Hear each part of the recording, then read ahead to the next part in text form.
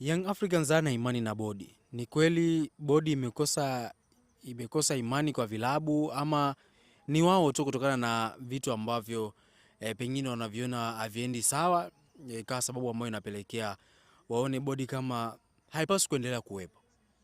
Ya, malalamishi kama hayo kutoka kwa klabu yana kitu ambacho ni cha kujifunza zaidi, kwa sababu sakata kama hili, kama utakumbuka, si mara ya kwanza. Lakini pia mbali na hivyo, katikati hapa kumekuwa na mfululizo wa mambo mbalimbali, ikiwemo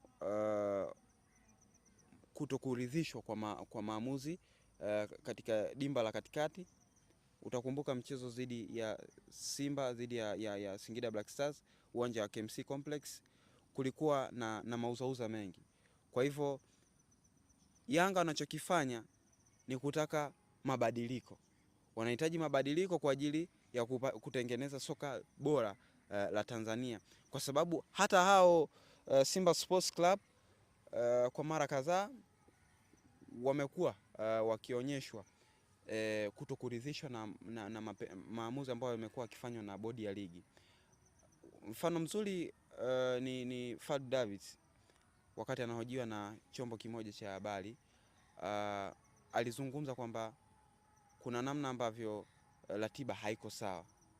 Kwa hivyo walitoa malalamishi yao. Unapokuwa unapokea complain za namna hii hapa, unapaswa kujitathmini wapi ambapo unakosea na wapi ambapo unatakiwa kuongeza. Kwa hivyo wanachokifanya Young Africans ni kitu sahihi kwa ajili ya kulinda maslahi ya soka la Tanzania, lakini pia kulinda maslahi ya soka kulinda maslahi ya klabu yao.